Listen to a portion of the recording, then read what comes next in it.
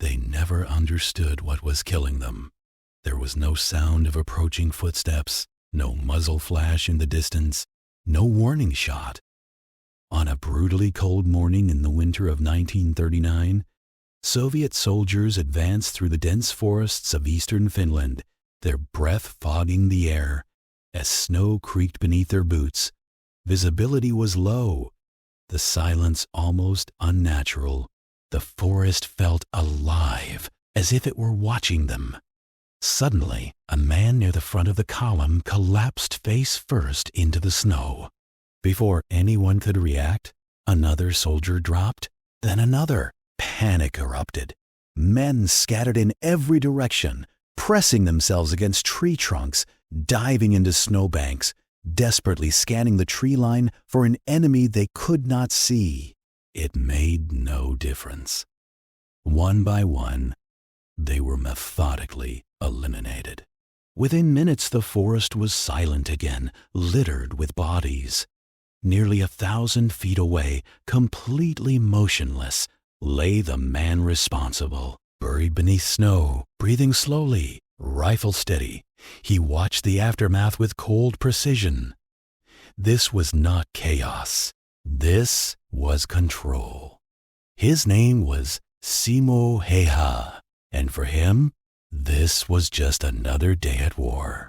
By the time the Winter War ended in March of 1940, this unassuming Finnish farmer had killed more than 500 enemy soldiers in less than 100 days. He achieved this without a scope, without advanced equipment, and without ever being properly seen by those he hunted. To the Soviet Union, he became something more than a sniper. He became a ghost. A rumor whispered between terrified soldiers. A presence felt, but never confirmed. Finnish newspapers would give him a name that perfectly captured his reputation: the White Death. Yet, despite becoming the deadliest sniper in recorded history, Simo Häyhä never sought recognition, never told his own story, and never tried to justify his actions. His legend grew not because he wanted it to, but because the numbers were impossible to ignore. Simo Häyhä was born in 1905 in Rautjärvi, a quiet rural region in southeastern Finland. He was the seventh of 8 children in a farming family, raised far from politics, cities, or the tensions that would later consume Europe. Life on the farm was demanding and repetitive, shaped by long winters and hard physical labor. When he wasn't working the land, Simo hunted in the surrounding forests. His favorite prey was the fox, an animal known for its speed, alertness, and ability to vanish in an instant. Hunting foxes required patience and precision. A single mistake meant failure. Over time, Simo developed an almost instinctive understanding of distance, timing, and breathing. He learned how to wait without moving, how to fire without hesitation, and how to disappear immediately after a shot without realizing it. He was laying the foundation for something far more deadly. As a teenager, his talent became undeniable. He began entering shooting competitions and won nearly all of them. His family home filled with trophies, quiet evidence of a skill few could rival. At 17, he volunteered for the Finnish Civil Guard, a paramilitary organization designed to train civilians for national defense. The training refined what hunting had already taught him. Discipline replaced instinct, but the fundamentals remained the same. After completing his service, Simo returned to farm life, slipping back into anonymity. There were no headlines, no celebrations, no sense that history was waiting for him. But during this quiet period, he made a critical decision. He acquired a Finnish-made Mosin Nagant M28/30 rifle, a weapon built specifically to function in extreme cold. He practiced relentlessly until the rifle felt less like a tool and more like an extension of his own body. By the late 1930s, Europe was on the brink of collapse. Finland, having gained independence from Russia in 1917, found itself in a precarious position. Joseph Stalin feared that Nazi Germany could use Finnish territory as a launching point for an invasion of the Soviet Union. When Finland refused Soviet demands for territorial concessions, Stalin responded with overwhelming force. On November 30th, 1939, the Red Army crossed the Finnish border, beginning what would become known as the Winter War. The Soviets arrived with sheer numbers, hundreds of thousands of soldiers, thousands of tanks, and complete confidence in their victory. Finland, vastly outnumbered, prepared to defend itself with whatever it had. What the Soviets failed to understand was the environment they were entering. Temperatures plunged as low as -45 degrees Fahrenheit. Soviet uniforms were inadequate, weapons jammed, engines froze, and inexperienced leadership amplified every mistake. Finnish soldiers, dressed in white camouflage and moving swiftly on skis, used the forests as weapons. Long supply columns became easy targets. And within this frozen nightmare operated Simo Häyhä. Stationed in Karelia, he built concealed firing positions near known enemy routes. He waited silently for hours, sometimes entire days, without shifting his body even an inch.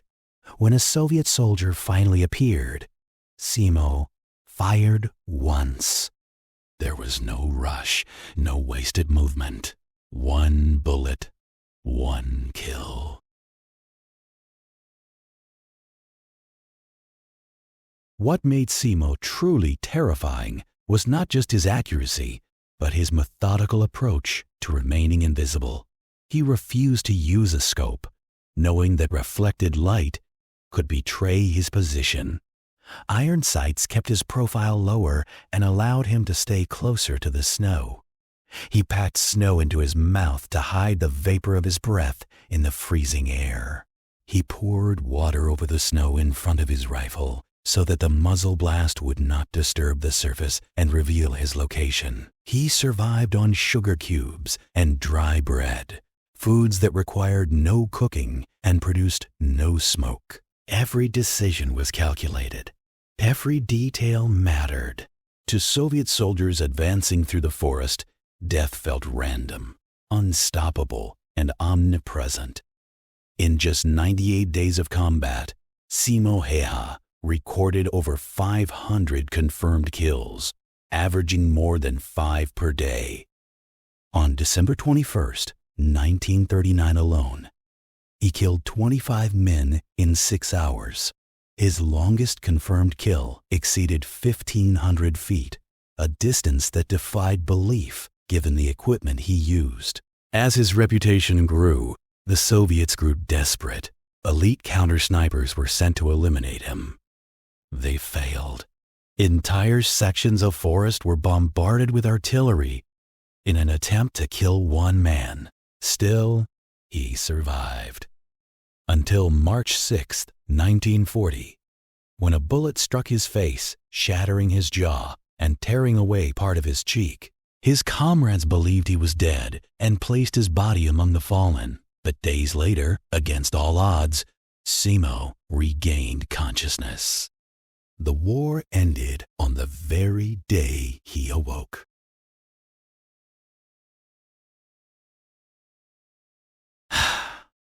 Simo Häyhä survived the war, though his injuries permanently disfigured his face.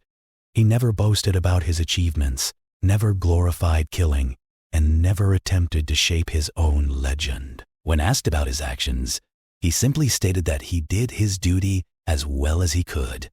He lived quietly for decades, hunting, spending time with family, and avoiding public attention. In a strange twist of history, he outlived the Soviet Union itself.